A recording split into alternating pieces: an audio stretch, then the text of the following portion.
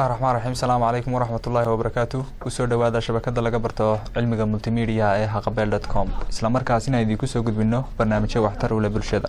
barnaamijkeenan oo kamid ah barnaamijyadii taxanaha aynu ka sameeynay indhoolayaasha barnaamijkeenan waxaynu ku eegi doonaa mid kamid ah saddexdii nin ee indhoolaha oo inoo akhrin doona maanso la magac baxday naafadu dadweeyaan taawasho wanaagsan Ahmed sidii ka duwan sidii Mustafa oo deesagu yarba adigu dabcan ma xasuud leedahay xasuud iyo ma carruura wali carruur ma yeemayna laakiin xasuud leedahay alxamdulillah way ku rajayna carruura Maxamed waxa tahay nin abwaana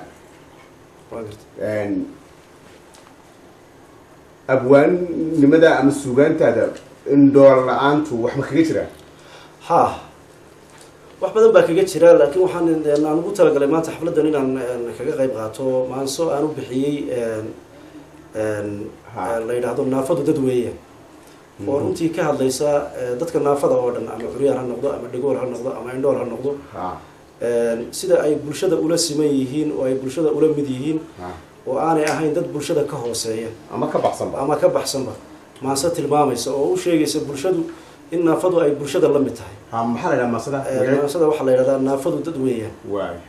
marka runtii nidaamka markii wadan la joogo oo ummadii ku nooshahay waxa la sameystaa dastuur iyo sharci baa la sameystaa xeer baa la sameystaa dawladeed maamul baa la sameystaa runtii waxa ku jirta oo aan u badan hadaan nahay bahda naafada ama ururka naafada Soomaaliland waxaan u badan ka cabanaa takoorka dadka naafada lagu hayo oo sida maaragtay waxbarashada oo aanay goobaha waxbarashada aanay inta badan aanay tagi karin ama resource-kii loo baahnaa aanay ka helin naafada in meelihii loo baahnaa oo ay sida iskuullada kale meel ay ka galaan oo kale dadka curyaaminta oo kale maxaan ku raahdaa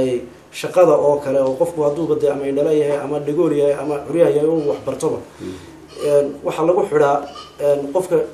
markuu wasaarad tagayo inuu physically and mentally uu fit u yahay waxa kale oo lagu xiraa markuu doorasho iyo wadanka taladiisa waxbay ku leeyihiin dadka naafada oo bulshada bay kamid yihiin marka waxa lagu xiraa waxa la yiraahdaa qofka la dooranaya oo tartanka dawladnimada ka qayb galaya ama xildhibaan noqonaya ama wasiir noqonaya waa inuu noqdaa qof physically and mentally fit ka marka mar walba waxa lagu xiraa naafanimada hadday dhinacii waxbarashada tahay inkastoo hadeerto Somaliland waayadan dambe waxbarashadeeda ay aad u fiican tahay oo dadka naafada ay si fiican wax bartaan oo runtii aan qabadee qayladayadii iyo dadka naafada qayladoodii inta badan ay qaylinayeen inay wax u tartay waxa manhaj ay ku leeyihiin wasaaradda waxbarashada oo kale oo ay iskuulka dhagoolayaasha hadeer dugsi dhexe bay u fadhiistaan indhoolayaasha oo kale hadeerto fasalkii afraad bay marayaan marka manhajka wasaaradda waxbarashadana runtii in lagu daray aan rajaynayo curyaaminta oo kale fasalada caadiga bay la fadhiistaan laakiin wali caqabadu waa noo taagan inuu resource-kii meelihii laga bixi lahaa qofka curyaanka uu gurguuranaya oo kale iskuulkii markuu kaabada dhaadheer leeyahay dadkii naafadaha looguma talagelin iyo bahlihii tiishashka qooqeyda lagu korlaayo exactly marka waxyaabahaas oo dhan iyo maamulkii dawladda markii aanu raacno wasaaraddii dawladdii shaqaha nala ka siiyo waxa la oranayaa qofkii waa inuu physically and mentally fit u yahay marka dastuur waxa sheegay article 8 la yiraahdo oo dadka naafada runtii